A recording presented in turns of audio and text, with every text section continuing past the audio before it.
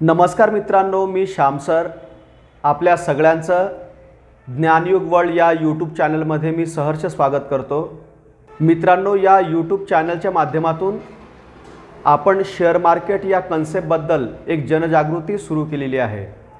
आणि share market म्हणजे काय, शेअर मार्केटमध्ये आपण कशा पद्धतीने इन्व्हेस्टमेंट करू शकतो, शेअर मार्केटमध्ये एंट्री करण्यासाठी आपल्याला डीमॅट अकाउंट कशा पद्धतीने ओपन करायचं याबद्दल आधी आपण माहिती बघितली। जर आपण ते व्हिडिओज पाहिले नसतील तर मी डिस्क्रिप्शन बॉक्समध्ये आणि आय बटनवरती त्याची लिंक दिलेली आहे, आपण ते व्हिडिओज पाहू शकता। आणि आजचा व्हिडिओ सुरू करण्यापूर्वी परत आपल्या सगळ्यांना विनंती आहे की आजचा व्हिडिओ खूप महत्त्वपूर्ण आहे, तर हा व्हिडिओ शेवटपर्यंत बघा। जर हा व्हिडिओ तुम्हाला आवडला तर व्हिडिओला लाईक करा, आमच्या चॅनलला सबस्क्राईब करा, बेल आयकॉनवरती हिट करा, म्हणजे जेव्हा जेव्हा मी अशा पद्धतीचे व्हिडिओज रेकॉर्ड करेल आणि अपलोड करेल तर त्याचं नोटिफिकेशन सर्वात आधी तुम्हाला मिळेल, राईट। तर चला आजचा व्हिडिओ सुरू करूयात। मित्रांनो, आजचा व्हिडिओ सेविंगबद्दल आहे, राईट।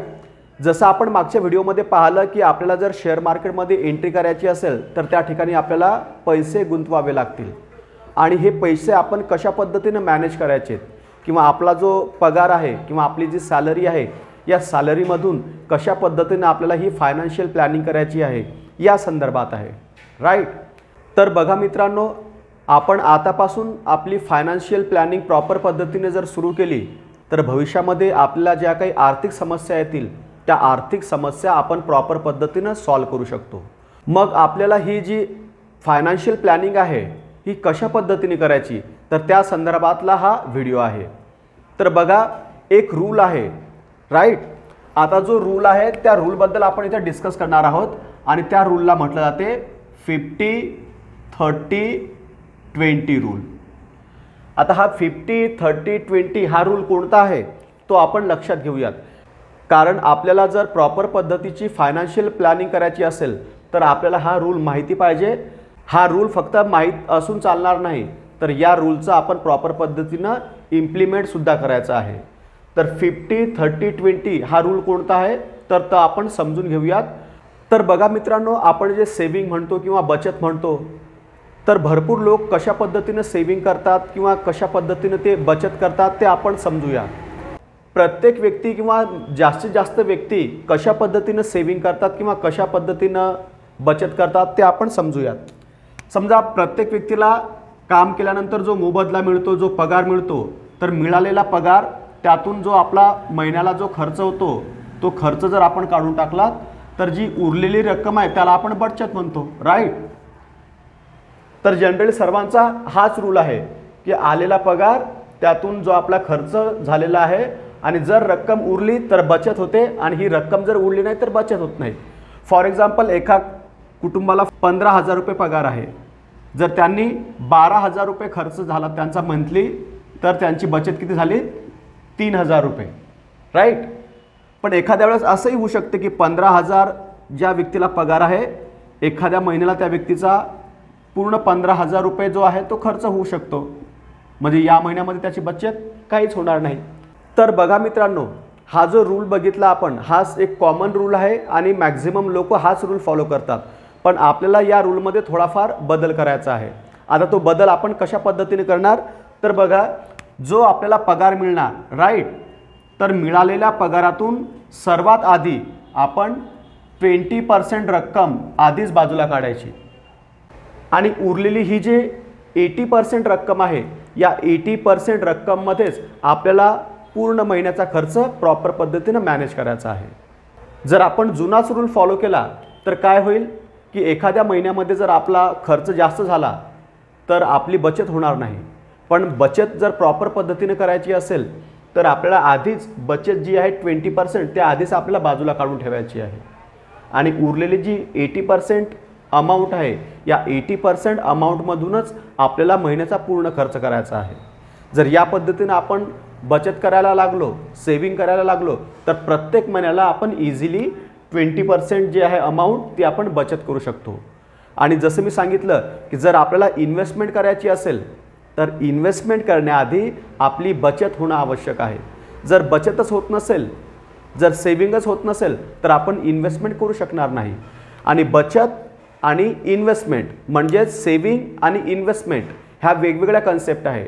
ह्या वेगवेगळ्या कन्सेप्ट जरी असल्या तरी त्यांना आपण एका नाण्याच्या दोन बाजू समजूयात. कारण जेव्हा आपण बचत करणार तेव्हाच आपण इन्व्हेस्ट करू शकणार. जर आपल्याकडे बचतच होत नसेल तर आपल्याला इन्व्हेस्टमेंट करता येणार नाही. राईट. तर आपल्या लक्षात आलं असेल मग की हा 50-30-20 रूल काय आहेत. तर हे जे 20 मी या ठिकाणी लिहिलेत हे 20% म्हणजे आपली बचत किंवा आपली सेविंग. तर आपण हे एका आकृतीच्या माध्यमातून समजून घेऊयात. तर बघा हा एक ट्रायंगल शेप आहे. राईट. इथं आपल्याला हे जे 3 पार्ट करायचे आहेत आणि हा जो शेवटचा आहे हा बेस फाउंडेशन याला आपण म्हणणार 50%. हा जो आहे मिडलमधला याला आपण म्हणणार 30% आणि हा टॉपमधला जो आहे याला आपण म्हणणार 20%. मग हा जो 50% आहे या 50%मध्ये आपण नेमकं काय करणार तर आपल्या ज्या काही नीड्स आहेत याला आपण म्हणणार नीड्स. म्हणजे ज्या काही आपल्या अत्यावश्यक गरजा आहेत जसे की आपला किराणा असेल महिन्याचा, इलेक्ट्रिक बिल असेल, मुलाचा एज्युकेशनचा खर्च असेल, ट्युशनची फीज असेल, तर या काही नीड्ससाठी आपण हा 50% पैसा आपल्याला खर्च करायचा आहे. राईट. हा जो 30% पैसा आहे हा आपली डिझायर किंवा आपण त्याला वॉन्ट्स म्हणू. म्हणजे जे लाईफस्टाईल आपल्याला पाहिजे असेल, जर आपल्याला एखादा मोबाईल खरेदी करायचा असेल, एखादी कार खरेदी करायची असेल, वॉशिंग मशीन घ्यायची असेल, चांगले चांगले कपडे घ्यायचे असतील, तर अशा वस्तू खरेदी करण्यासाठी आपण हा 30% पैसा राखून ठेवायचा. राईट. आणि हा जो उरलेला पैसा आहे हा 20%, या 20%ला आपण म्हणणार मग सेविंग.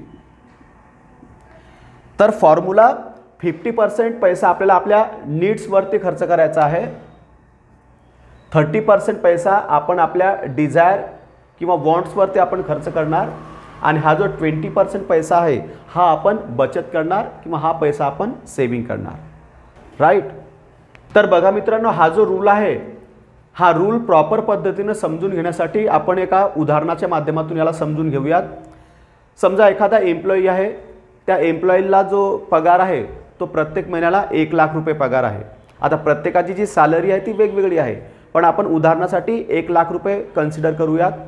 आपला पगार जर 10,000 असेल, 15,000 असेल, 20,000 असेल तर आपल्याला सुद्धा याच पद्धतीने प्रॉपर प्लॅनिंग करायची आहे.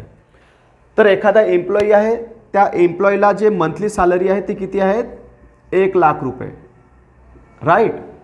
आता हा जो 1 लाख रुपये आहे या 1 लाखामधून त्याचा 50% जो पगार आहे म्हणजेच 50,000 रुपये हे त्या व्यक्तीला त्याच्या नीड्सवरती खर्च करायचे आहेत.